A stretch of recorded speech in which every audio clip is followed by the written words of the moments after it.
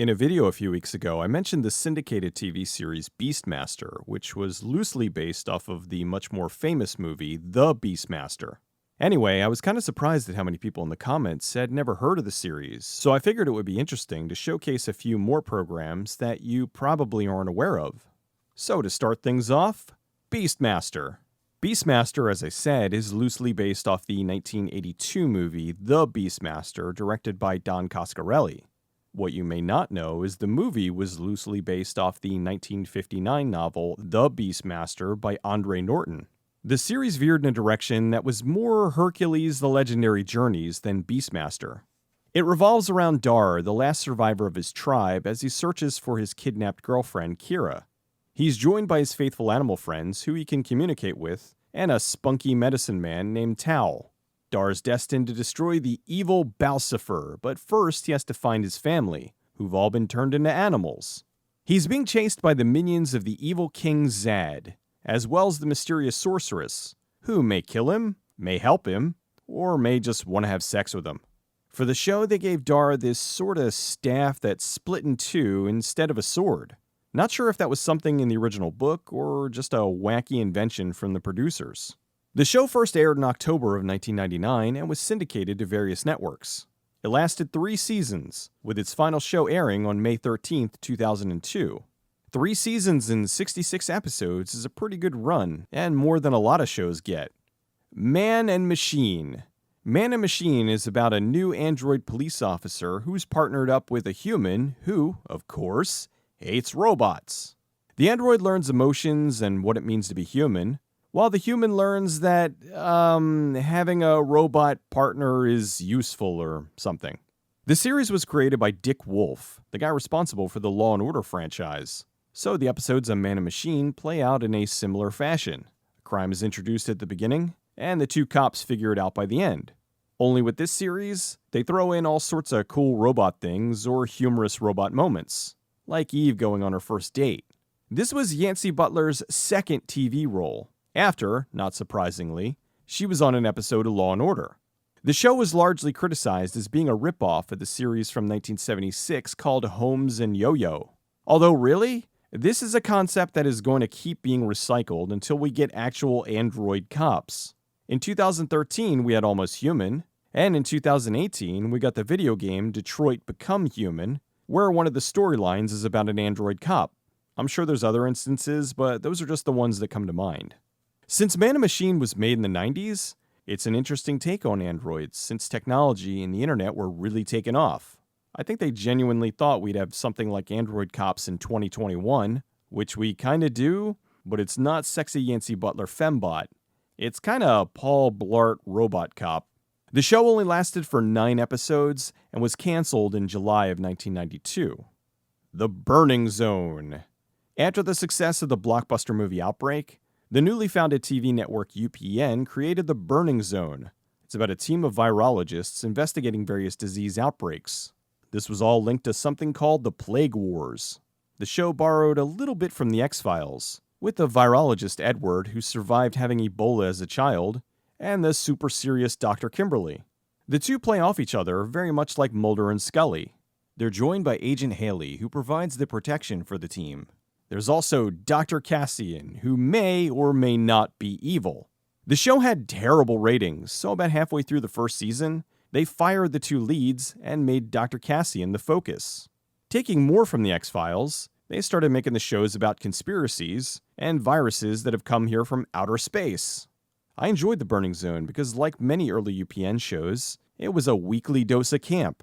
Episodes were obviously lower budgeted, and they'd often appeal to schlock and violence to try and keep their audience. It worked on me. I watched every episode. In the beginning, the show tried to remain serious, but later episodes are downright ridiculous. The show had horrible ratings, and the major switch in the cast did nothing to get more people to watch. It ran out its first season and was canceled with its last episode airing on May 20th, 1997. While the show was in syndication on networks like the Sci-Fi Channel, it, as of currently, has never been released on DVD, Blu-ray, or any streaming service. The New Adventures of Beans Baxter. The New Adventures of Beans Baxter was one of the earliest shows on the Fox network. It's about a teenager in Kansas who inadvertently becomes a spy after his father is blown up by a bomb. His father is not really dead, of course, so Beans works with the network to try to rescue him, all while dealing with being a spy and doing the usual teenage stuff. The show was a comedy with its tongue firmly in cheek. It had a tone similar to a later series, Parker Lewis Can't Lose. Beans is downright goofy, and with episodes only 22 minutes long, it was usually a quick setup and then various jokes until the end. Beans was played by Jonathan Ward, who won an award for Best Young Actor starring in a new television comedy series. Apparently the role was originally offered to David Spade, who turned it down. Watching Beans, you can really see that was the look they were going for.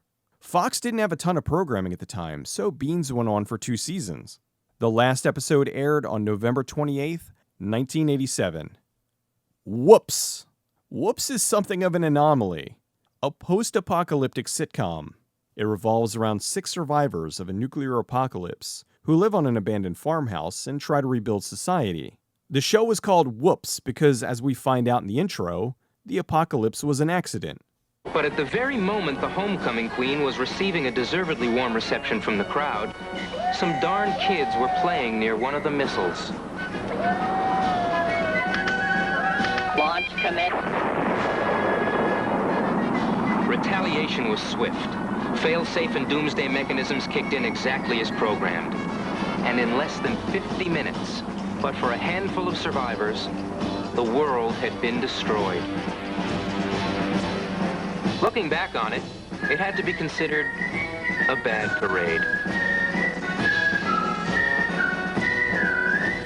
There were some who thought this was a remake of the British sitcom Whoops Apocalypse from 1982. However, that one focused on events leading up to the apocalypse, while Whoops was post-apocalypse. It's possible, though, that was where the inspiration came from. In a way, the show was a post-apocalyptic Gilligan's Island, with each week the survivors having to overcome whatever the writers threw at them. Things like building a farm or fighting a giant turkey. There was even an episode where they fought off a giant spider, which, coincidentally, also happened in Gilligan's Island. Each one of the survivors has a particular set of skills they can use to help keep the group alive and also to use for comedic effect. The series was produced by Whit Thomas Productions, who made numerous hugely popular sitcoms like Soap, The Golden Girls, Benson, and Herman's Head. Cleavant Derricks played Frederick on the show, and would go off to play Rembrandt Brown on Sliders. They filmed 13 episodes, but canceled the show and only aired 10. TV Guide put Whoops on their list of the worst TV shows of all time at number 42. I like the show, but I'm a bit biased, because if you know me, you know I love just about anything post-apocalyptic. This being a post-apocalyptic sitcom with giant mutant animals, how can I not love it? The last episode was a Christmas episode. Say It Ain't So, Santa. Aired on December 6th, 1992. As far as I know, the series has never been shown past the initial run, and those last 3 episodes have never aired. Well, that's 5 shows you probably never even heard of. Beastmaster and Man and Machine were both released on DVD, and while they're out of print, you should be able to track them down if you really want to see them.